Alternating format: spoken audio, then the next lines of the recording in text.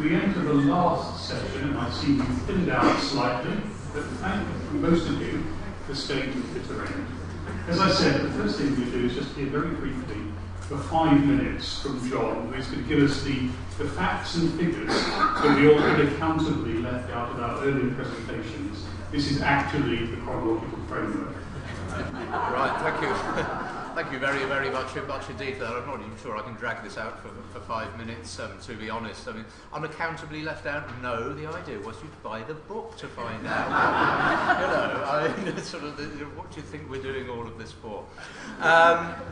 Okay, here we are. We do, in fact, in the book, when we get through to chapter 8, which were called Integrations and Comparisons, we bring things together and summarise results that have been given before, but it's at a point of review where we're starting to take the Anglo-Saxon chronologies. It's where we systematically compare the male and the female sequences within our study, and we also systematically compare our results with the results that we have from the comparable continental and Scandinavian chronologies, and indeed as a basis for then those further evaluations, the discussion of the problem over the numismatic dating at the very end of the sequence that we heard about just now, and then going on in the final chapter also to talk more about the historical implications,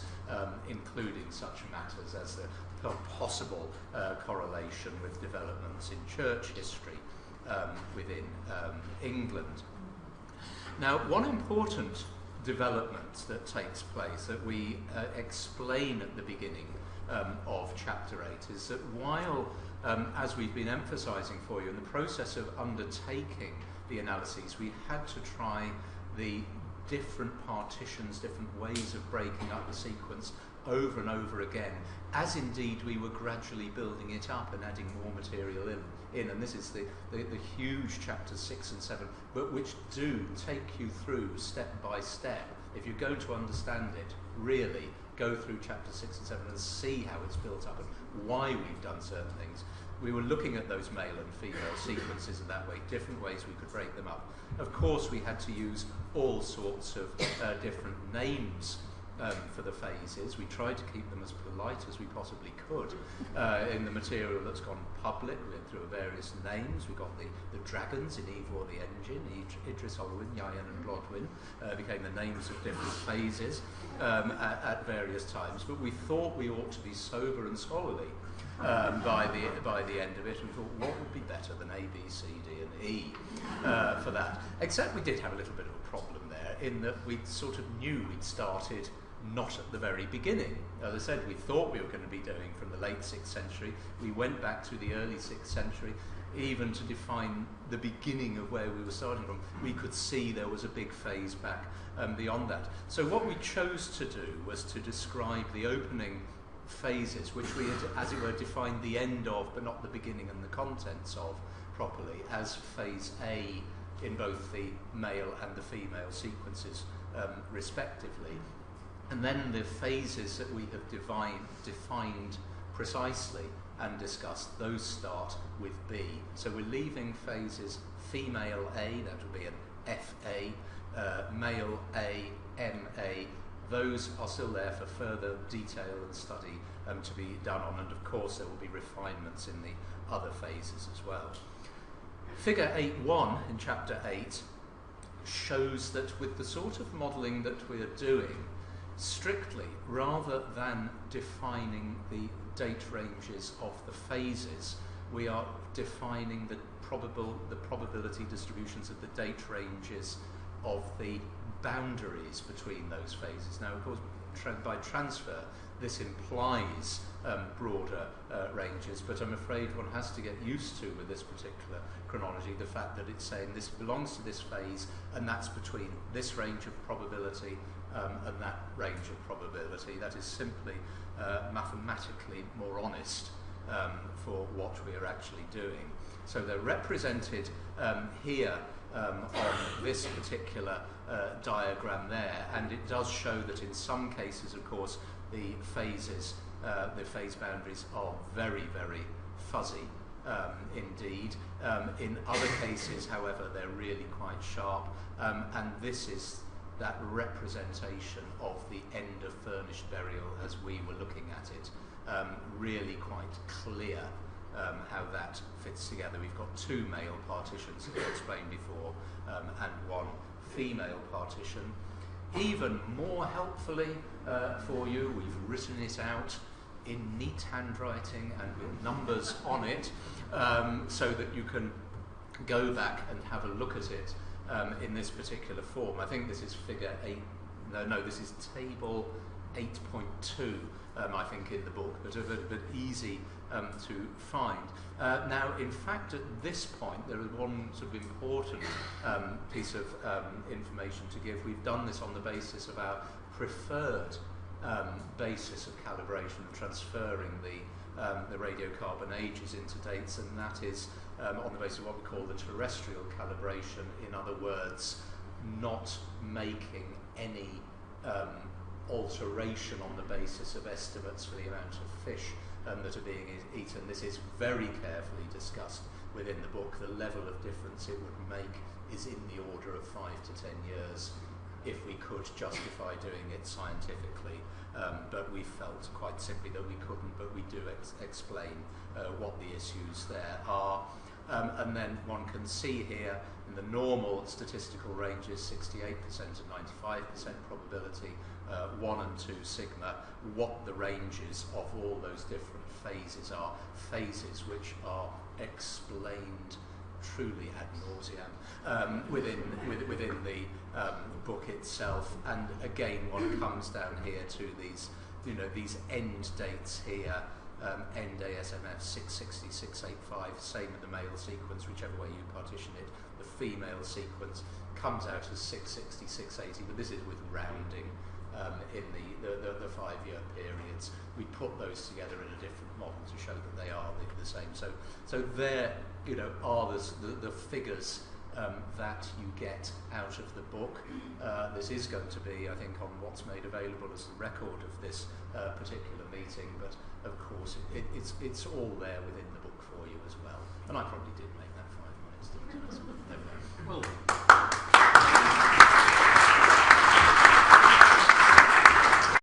I'd like then to hand over to Professor Reynolds from University College London, who will sum up the proceedings for us and moderate a final discussion around the issues that have arisen.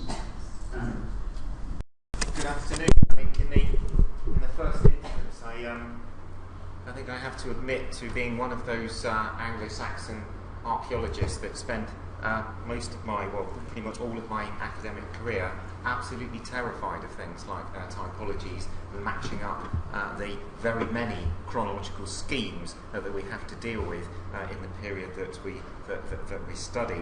I recently wrote a synthesis which included some Kentish early Anglo-Saxon cemeteries, and that's the closest brush that I've had in a direct sense with chronological schemes, and Kent alone I found terrifying enough, so all I have is a complete admiration for the folks who've produced the 2 very fine volumes that have been presented to us today.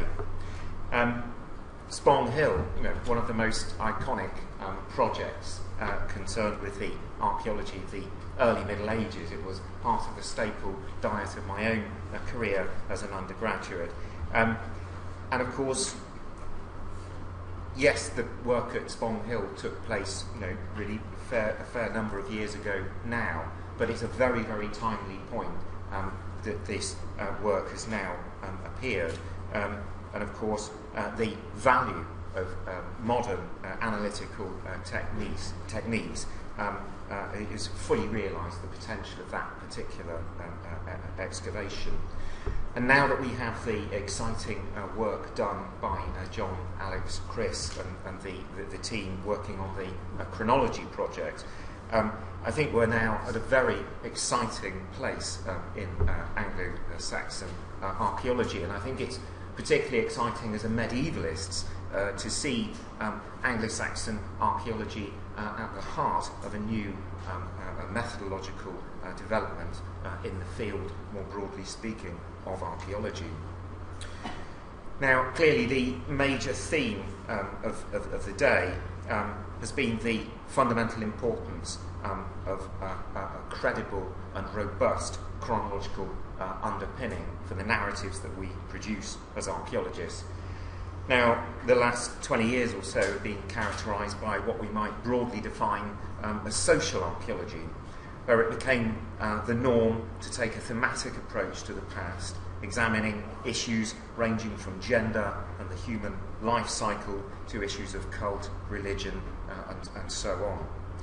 Now, while I think we can't doubt the fact that these developments marked a hugely refreshing and intellectually inspiring shift away from a very descriptive archaeology, what was in many cases, but not all, a very descriptive archaeology, reliant on a historical narrative for its explanatory framework.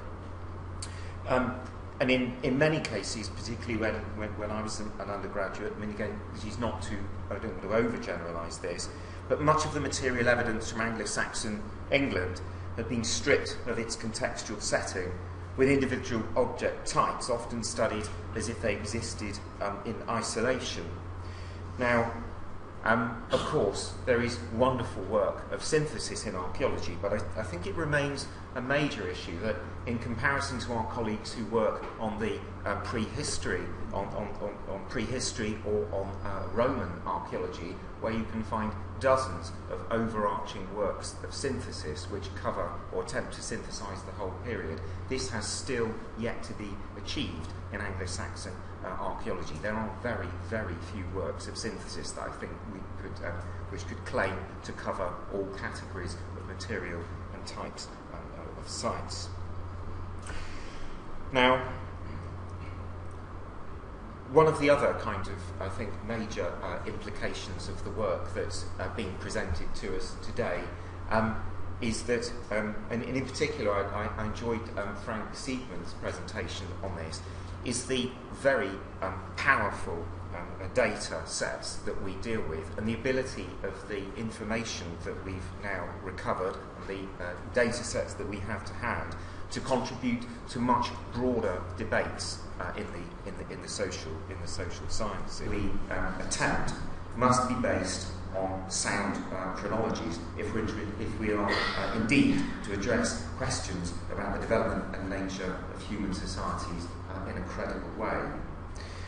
So I think rather than seeing social approaches and chronology as lying at different ends of the spectrum of archaeological approaches, I would argue that they're of course intimately and intricately linked. One should not exist without the other. Now, I think the projects presented to us today have brought the importance of finely grained chronologies required to the fore. And what's been presented to us today allows us to readdress existing questions, but as a number of speakers have raised, we also are required to frame new ones. And I think this is the direction that we're going to take in our discussion, which will follow very shortly. So I think this is an extremely exciting new opportunity, and one gets the sense that this is indeed a very exciting time to be in the field of early medieval archaeology. So what kinds of questions and themes do we want to pursue?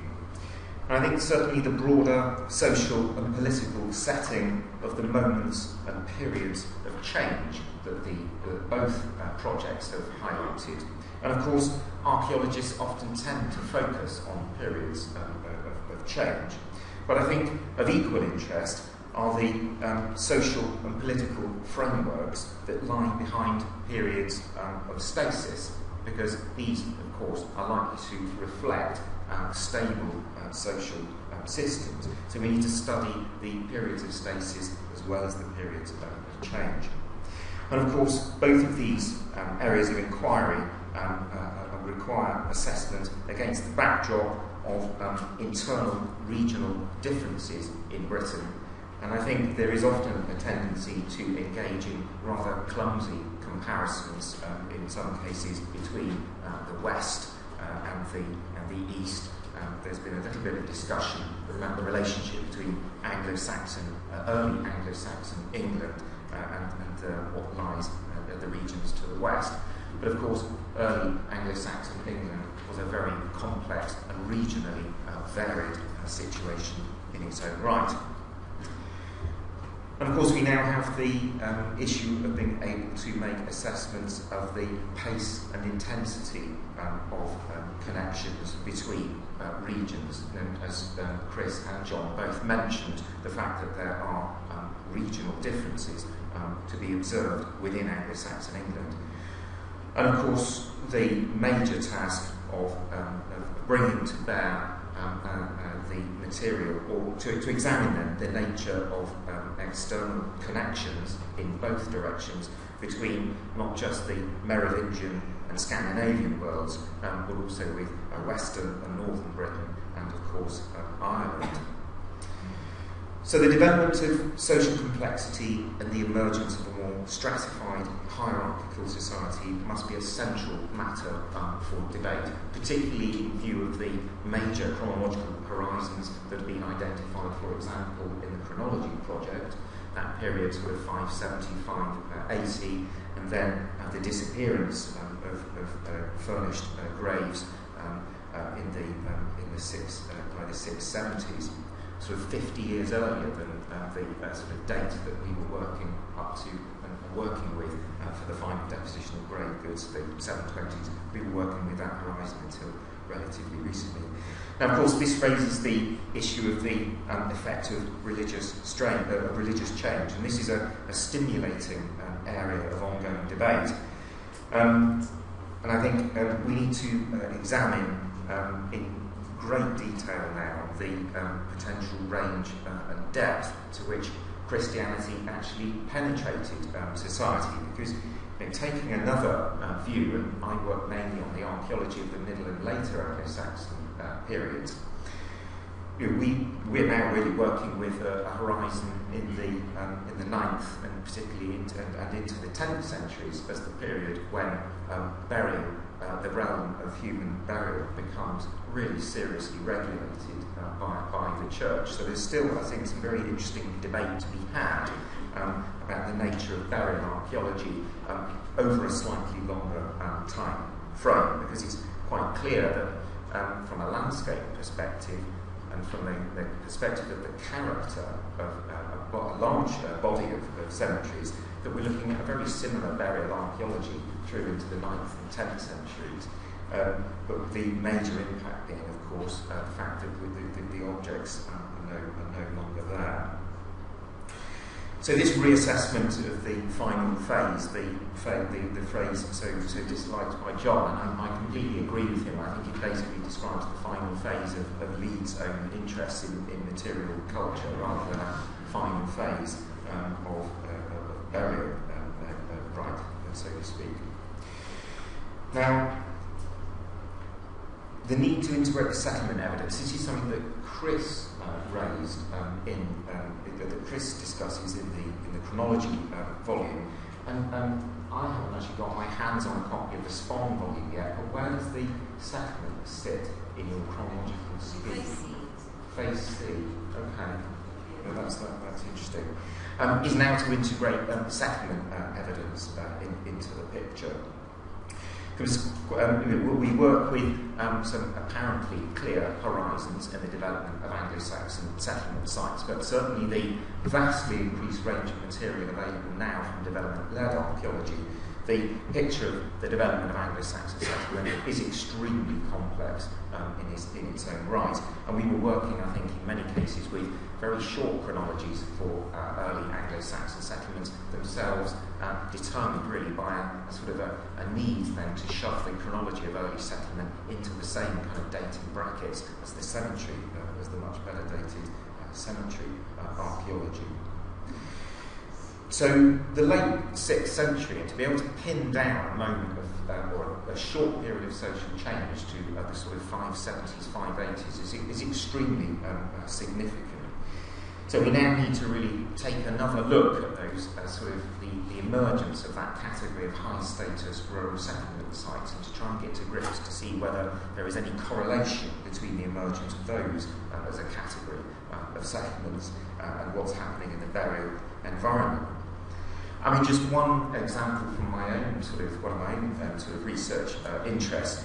If you look at isolated deviant burials, so people buried on their own out in the middle of the countryside, these emerge as a category of burials in the late 6th century, and they just happen to occur on territorial boundaries of significance when we get into the dated, when we get into a period of being able to date the historical geography. So it looks like then this horizon of the sort of 670s, 680s is extremely significant. Now, a major task, I think, which now confronts us all then, is to correlate the different strands of evidence across the board of Anglo-Saxon studies, and to set to work on producing, I think, large-scale syntheses, and also finely grained models of social complexity that we can encourage others working in different periods and other geographical regions to take on board, because I think early medieval archaeology has an extremely huge, very powerful potential to produce extremely finely grained models of social development, but we've yet to make, I think, even minor inroads in terms of influencing and producing models that those who work in the social sciences more broadly work with. So I think we certainly have the potential, and it's now up to us to place our material in that kind of context. So those are just a few thoughts that I've sort of been mulling over during the course of the day. And I think we now have to move on to open up the discussion, and we're going to consider this under the three headings that you have up on the slide in front of you. So I think in the first instance, we should open the floor up to discussion of research agenda and priorities. So do we have any comments from the floor? Yes, sir. Like that, it's actually a methodological question, and I think it's important because I think the methodology that's being used in the report has an interest beyond purely Anglo-Saxon realm. But what I wasn't clear about, and since you're concerned about dating seems to be, is quite what the relationship between correspondence analysis and basin dating was. And I broached this with Alex Bayless, but what I wasn't sure about from the presentation is whether you're using the,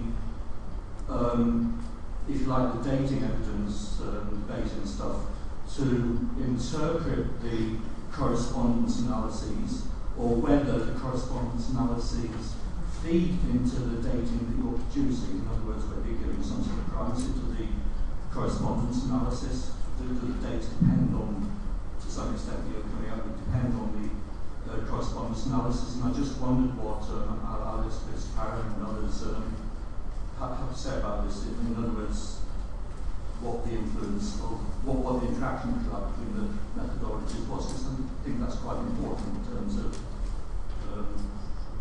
what confidence you place in data. Okay, so you'd like to address that question on behalf of the Chronologies project, is John? I'll do it if you like, subject to being corrected, I'm sure, somewhere in the room.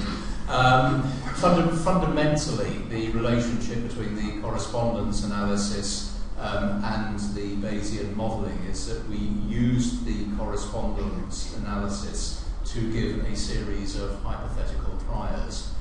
In other words, to look at where we felt we could distinguish particular phase boundaries.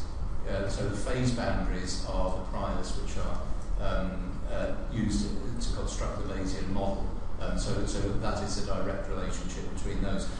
It's actually sort of just one point. It's a slight correction of something that Alex said, but essentially she was answering a different point. But there was, as a test on the accuracy, I think is probably the right word to use, or the reliability of our sequence, we did actually run Bayesian models that assumed or considered the possibility that we might somehow have got every single radiocarbon dated grave in the right sequence within those series that we produced. And the results were really quite interesting with that, in that, if I remember correctly, as far as the male graves were concerned, then the success rate was around about 85%.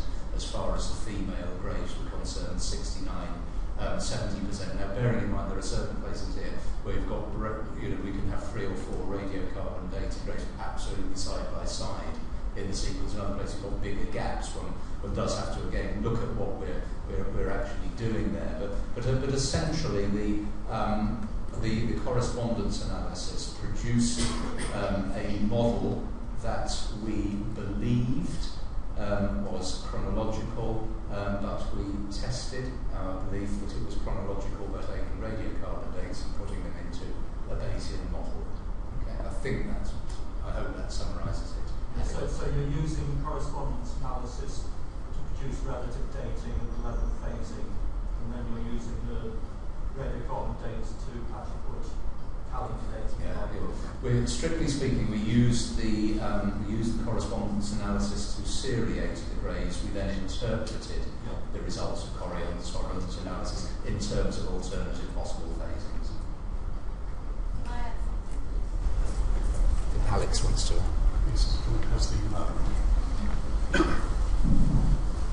That's completely right.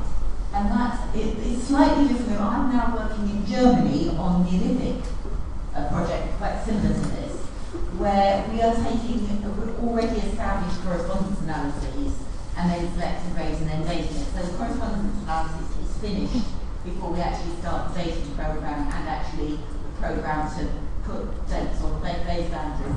Here, what we did at the end was precisely as John described it, but we did actually have a series of iterative models during the process of constructing the correspondence analysis. So it's a bit more reflexive the way we've tried to do this here than if you had a correspondence analysis and just put dates on. So you've killed the data basically? Yeah.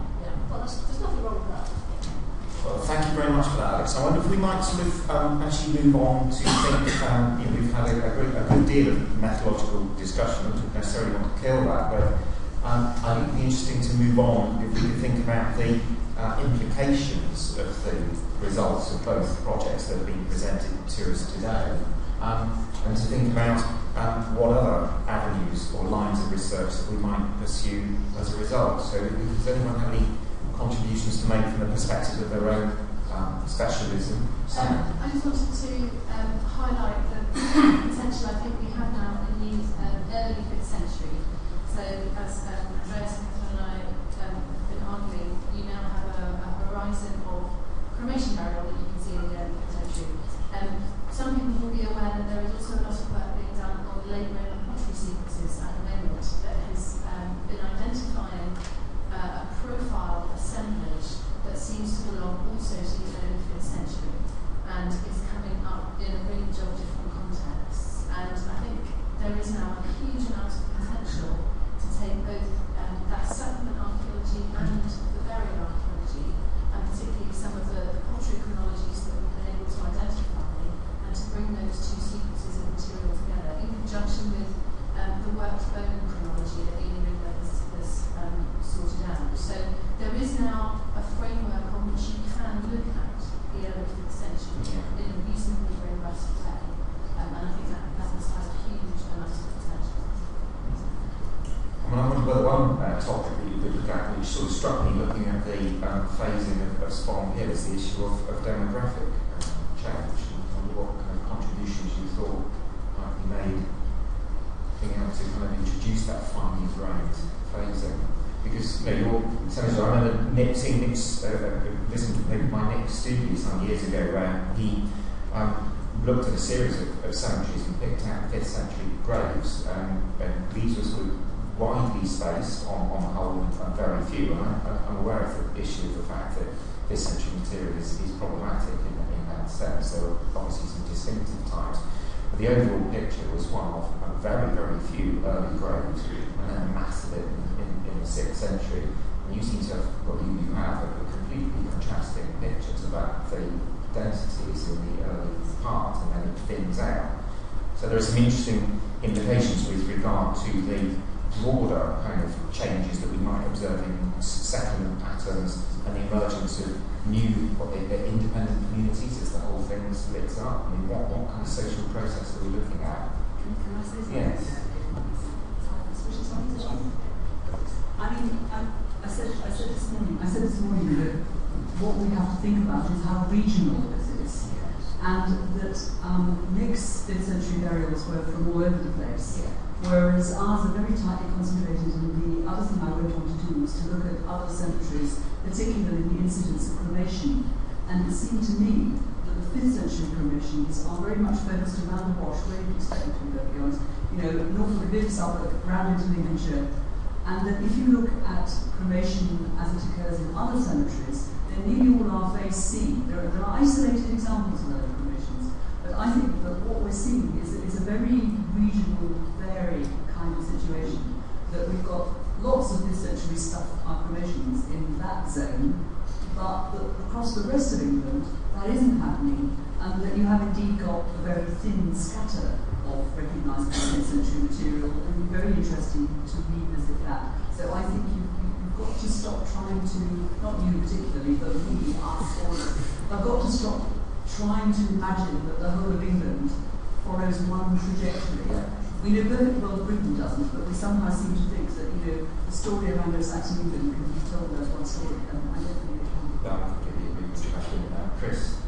I just want to say very briefly to endorse what Sam said, and I think it's extremely exciting that we are beginning to see an archaeological signature recognisable for post-Roman Britain or 5th century Britain, as well as an archaeological signature which appears to relate to 5th century incoming societies, and our ability to model cultural interaction and cultural change now, independent of receiving narratives that end Roman Britain 410, etc. So I think is something quite exciting. I can see Hillary shaking her head at that, but I still think it's quite exciting. Okay, do we have any further contributions? Diana?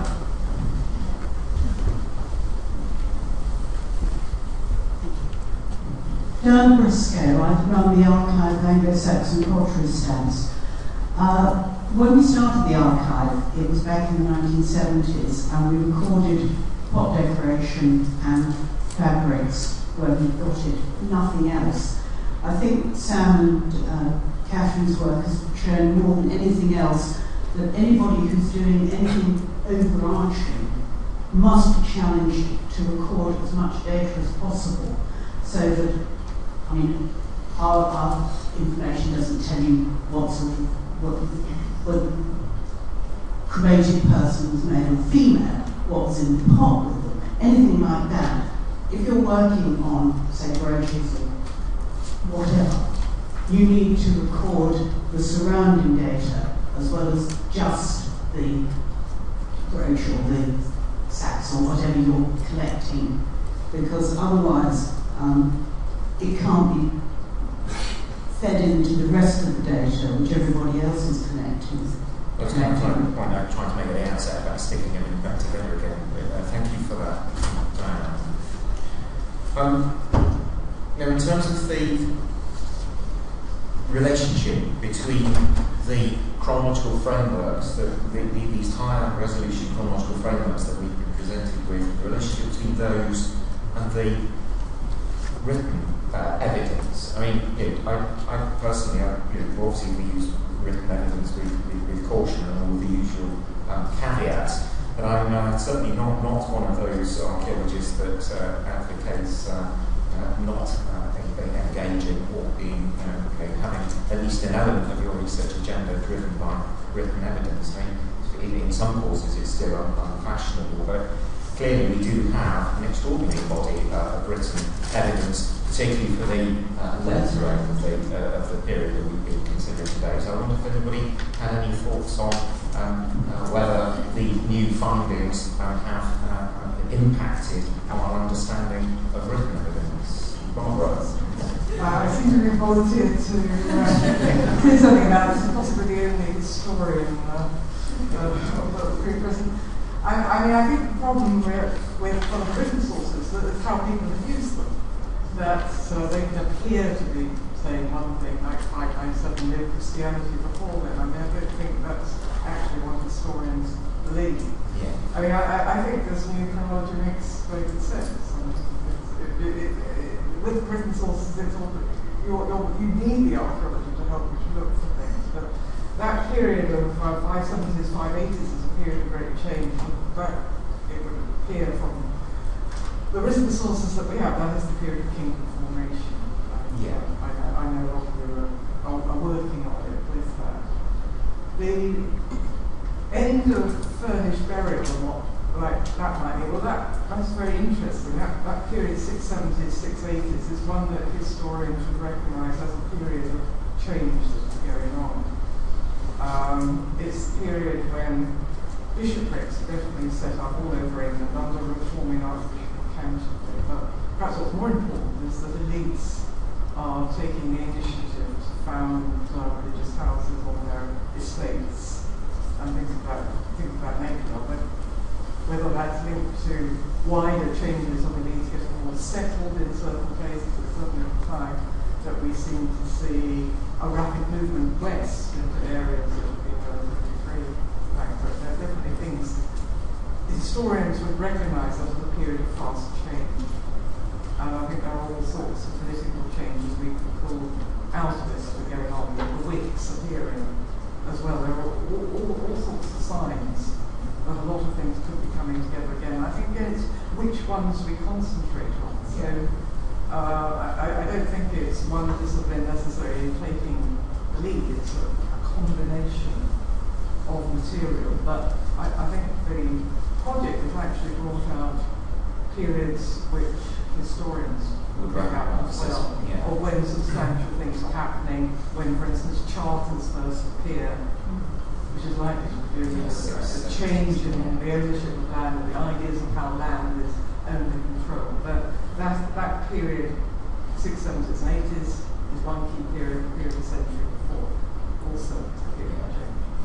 Okay, well, thank you very much for that, Barbara. Do we have any other sort of disciplinary perspectives on these crucial periods of social change? Simon?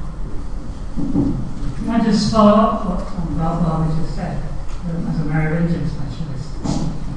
In Merovingian archaeology, at least east of the Rhine, you have one phase of furnished burial, which is later, from what I understand to be the latest, as established by his project there in Anglo-Saxon archaeology. And that includes burials in churches. So I'm suggesting for your recent publication that the difference between Anglo-Saxon England and that area in the later 7th to more 7th and early 8th centuries is that in that area on the continent there are far fewer monasteries, and it's a very primitive ecclesiastical organisation.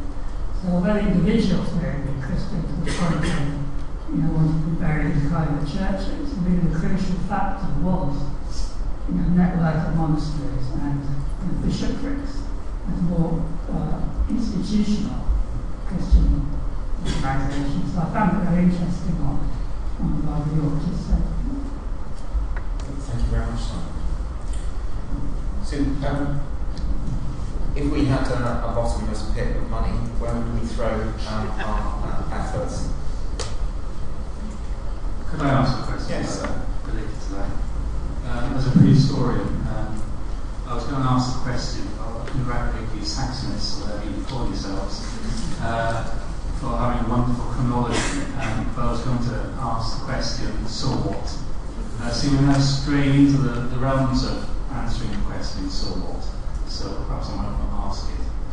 But if we were going to throw money at it, if you you strip away the term Roman, wouldn't it be rather interesting to do the same sort of exercise for the Roman period, in particular the 4th century?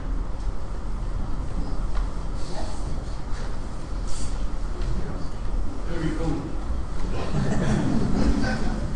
Well, one of the things I noticed today was, I think it was in John's paper, first of all, and he was showing, look, this is the distribution map of, I can't remember which phase graves it was. It was moving across the male graves. And I thought, oh, look, it's my late 1st, early 2nd century distribution of ladies' hairpins. So I actually think there's a hell of regionality has been touched upon today a lot. Now I see regionality coming through into the I'm a Romanist, by the way.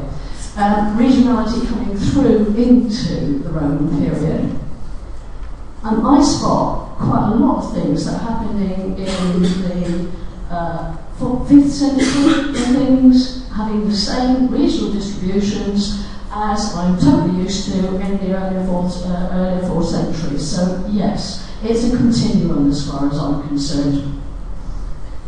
Well, I think we also have to factor in, this is something that a lot of medievalists are very bad at, is sort of appreciating the issue of change within the Roman period, fundamental change in the way that the countryside is organised, the way that towns work, and the pace and intensity of those changes. And it's a much healthier way to view what happens throughout Anglo-Saxon England if you take a longer-term perspective, the 4th century organisation of the countryside. Throw out the term Roman, throw out the term Anglo-Saxon, forget the cultural labels, talk in terms of time and human lifestyle. And social systems, I agree. Yes, well, I mean, very much on that theme. I mean, the Upton spell is, as you know, we can absolutely throw out that terminology and cross those boundaries and look at late Roman, so-called late Roman cemeteries, and when you start radiocarbon dating, and you start coming out with lots of post-Roman dates, lo and behold.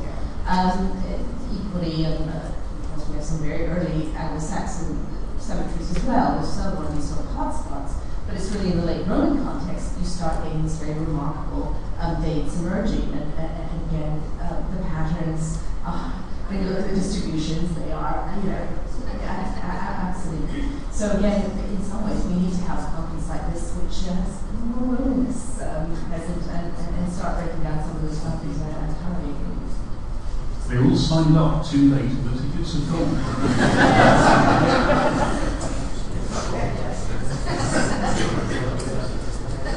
Right, okay, I think we'll take one more question then.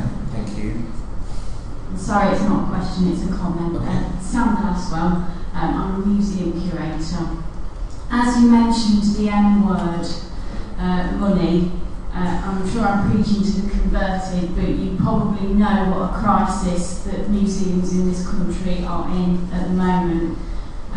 We've talked about sort of keeping the archives pure so that they can be used, keeping the information, gathering the information, the expertise that's being lost, the amount of places which will now not take archaeological material because they have nowhere to store it.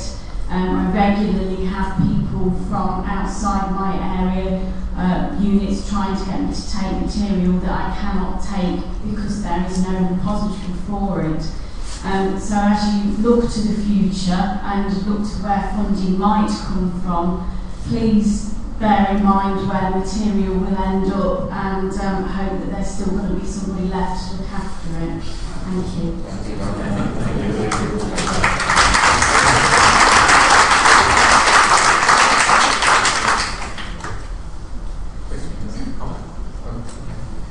So we thought about agendas, priorities, and some of the interrelationships with materials in other specialisms.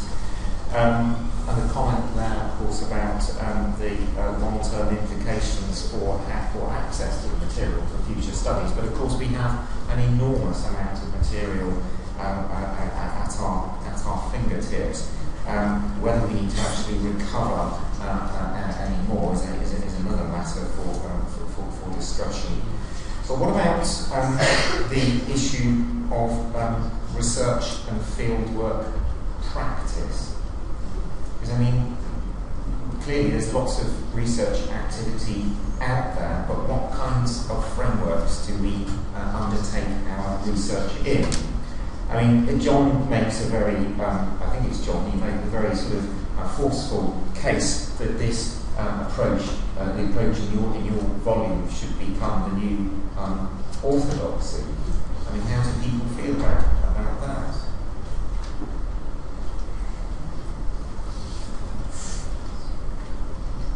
I mean, I think indeed we could quite easily, I think we would all accept that one of the biggest problems that confront any research is the compatibility of data sets.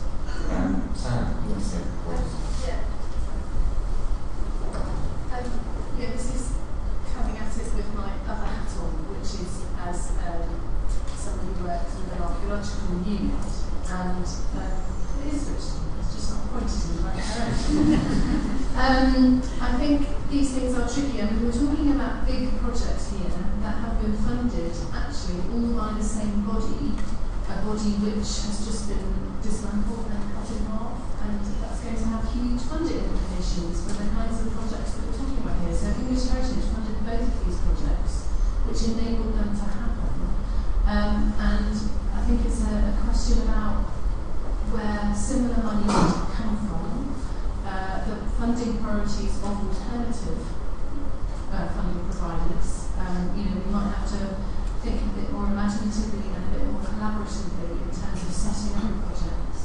But I think if you're asking about the requirements in terms of what field units are doing, I think personally it would be pretty unreasonable to say to a field unit, no, you've got to do radiocarbon dating on 100 of your graves and you have to do correspondence analysis. They just don't have the expertise. The expertise exists in this room, it doesn't necessarily exist in archaeological units. So I think there's also the question of who funds that research. It's developer funded. We are interested in this from a research point of view. So you need to think about what are the contractors required to do and what do they do over and above that requirement. And the requirement is really the recording and the publishing of the data. That is the requirement. It's not making sense of the data, it is preserving it through publication. So I think if we want to answer these sorts of questions, there has to be another source of funding that can use that data in a bigger framework. I don't think we can say to units, this is what we have to do with every single cemetery, this is what we have to do with every single settlement. I think there has to be another layer of funding above that can do that kind of work. Thank you, Sam. Now, there are quite a number of very briefly before we go to the one you're funding. I just want to say my advice would be pick your ground. I wouldn't say go out and do everything. I would say be aware of research questions and keywords you frame. Feed those into the regional research priorities that are supposed to govern the curatorial response and the curatorial priorities.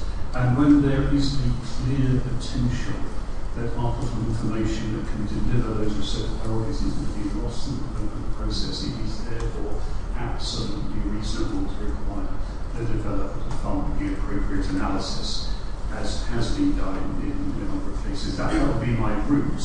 Ideally, I think that works, but I can see practical objections in many forms, including archaeological consultants interpolating themselves. Barney. Barney's English Heritage. I suppose I now carry the can for the budgets that funded these two projects, although both of them started before I did. In terms of whether an archaeological unit should undertake this work, whether it should become orthodoxy, I suppose the first question I'd ask is, what kinds of information would you need to collect for just doing the basic analysis of the material that you're excavating, which, if it was collected in a certain way, could be used in correspondence? Is there a particularly large and expensive add-on which the archaeological units, if they were storing the data in a certain way, would obviate or make much simpler? I don't know what the answer to that is, but it's a question. The second thing about the functioning of the planning process, as everybody knows, I won't go on about it in great detail, but the National Planning Policy Framework requires a proportionate and reasonable response to the loss of an archaeological heritage asset, which is proportionate and reasonable in response to its significance.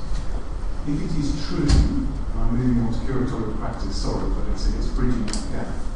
If it is true that examining the nature of some of these cemeteries is unlocking completely new chapters of this country and in fact Europe's history, then there is a level of significance attached to this, and one ought to be able to fight off arguments that we have heard in British heritage, which is we've done enough Anglo-Saxon cemeteries, haven't we? Have we got enough? So long as you can make that case very clearly, that proportionality and reasonability test then works. So the answer to whether or not an archaeological unit ought to be doing work should be, in that instance, yes, because the WSI, the written scheme of investigation, and the methodology for approaching the site would actually be the thing that would unlock that significance. I would argue as well, as again, pick your ground, and it is terribly important we think about the broader applications in settlement and other sequences of the combinations of techniques that we've heard about. So, you mentioned, as for example, two Anglo-Saxon cemeteries, or Western Britain's cultural sequence, for example, and settlement sequences and environmental sequences as well. The question of the significance there, Can I just make a point there about units again?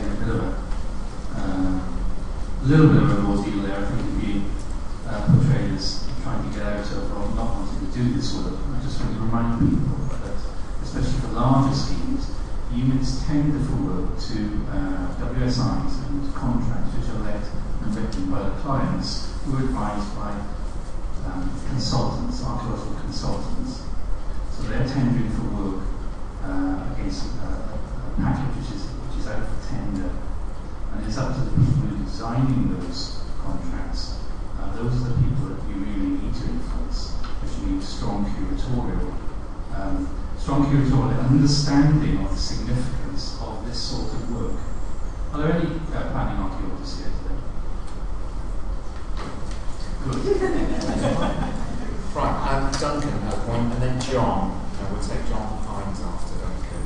Okay, so from a university perspective, I have a cemetery excavation of about 125 skeletons now, most indebted to the 6th century AD.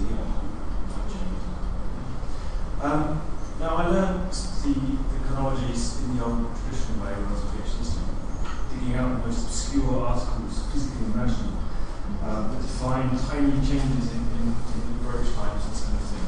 That was sort of interesting and adventurous process. What it strikes me that this has done is kind of change the currency of how chronologies take place in the first place. It's really nice to see a lot more science involved in that, a lot more statistics involved in that, which can be used as a good solid foundation to make those interpretations.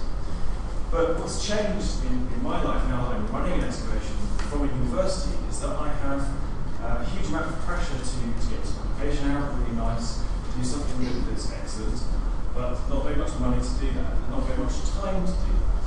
And time is the biggest pressure that I have as a university.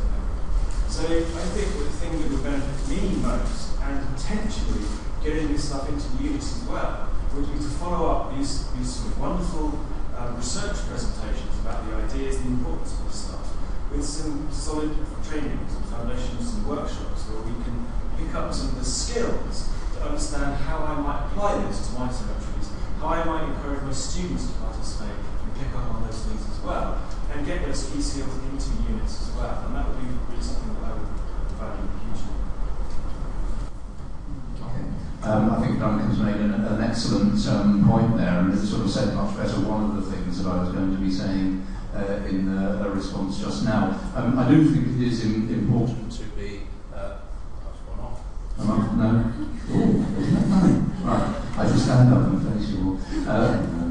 I do think it's very important to be very clear. An Andrew said I propose that this should become an orthodoxy. That wasn't quite the word that I used. I was happy in an even provocative way to accept that, because I do very strongly, and we do very explicitly, advocate that this framework should become the standard reference point from now on. And I would absolutely stand by that. I think we have been in a lot of difficulty, precisely in the way that Duncan described, when individual scholars each produce their own individual chronology for what they happen to be interested in, and the next person on had to try and somehow synthesize those into something else. Of course, it will be subject to criticism, evaluation, I think refinement rather than major correction, but who knows, we may come back in 15 years' time and I will have to eat those words. But all of those things I would expect, and that's the sort of orthodoxy we're really talking about, rather than the supposition that everybody is going to get 100 high-precision radiocarbon dates and undertake correspondence analysis and Bayesian modelling. That having been said, doing correspondence analysis, I'm going to answer for Bayesian modelling, but doing correspondence analysis is actually not that hard. We really should be spreading these skills out. I think the time will come relatively soon, if we get things right, that graduate students, postgraduate students who are able to go on in some form of practical archaeology will go in with the ability to do this, just as they've got the ability to use databases and Excel spreadsheets and everything like that. But we do have to make a very, very deliberate decision to actually target that. I would also very strongly agree with the point Samantha Glaswell made, and it is an extremely important point. My response to that is, please don't let us give the impression that we're taking some sort of ivory towered view of wonderful interpretive questions that are so far removed from the practical reality. I do think the answer will, in the end, reside in what Barney was saying there, by being able to make the point of why it matters. And the more ongoing interpretative questions and debates that we've got over this will give the material to make that point. This stuff really does matter to keep doing that way. Okay. Right, well, thank you very much, John. Do we have any more burning comments or questions? Tim Bain. I just wanted to say that the application of the scientific approach to data is obviously being very, very, very beneficial to our understanding of Anglo-Saxon archaeology. We have other types of evidence which we've already talked about trying to tie in to the information we have on settlement evidence, for example. But obviously, beyond that, we have, for example, field systems, and we have dikes, and the dikes are running throughout the country, from the ones over in East Anglia, through one dike, over to Osdike and Osdike, in the Welsh Marches, and elsewhere. Now, past practice has been, in the hope, hundreds of excavations have gone through places like Osdike and Osdike has ever been dated. One of the most important monuments in Wales and has never been dated. Because the approach is still somewhat fashionable, but they're looking for artifacts when slots are put through these kind of monuments. Possibly you can get charcoal. And on one occasion, luckily, Alex used Greenlight as an example.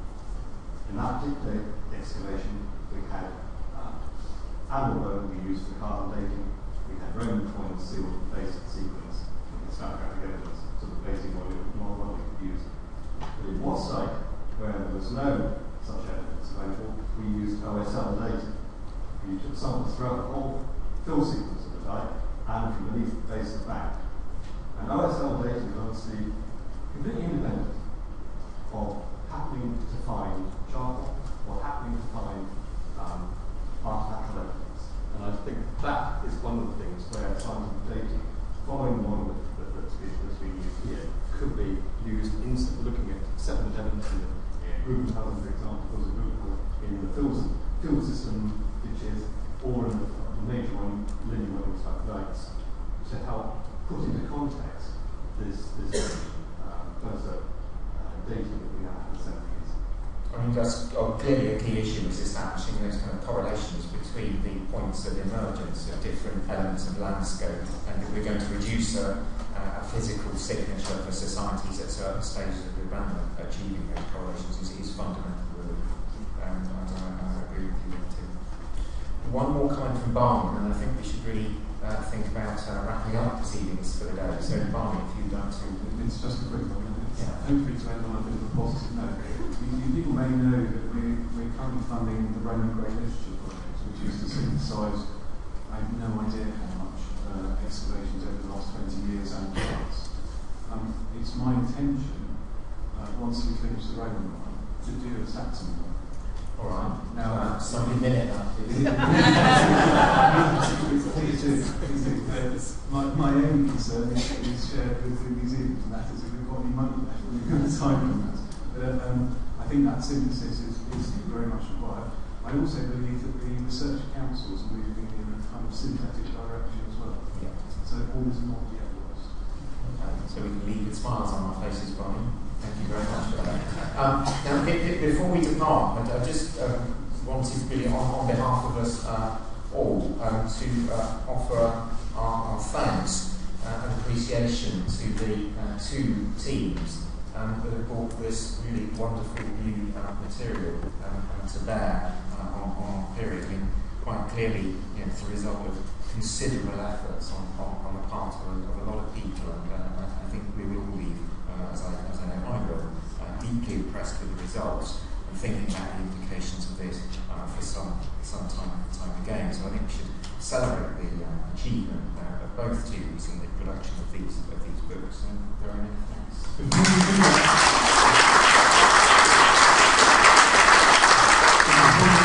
I also ask you to thank the staff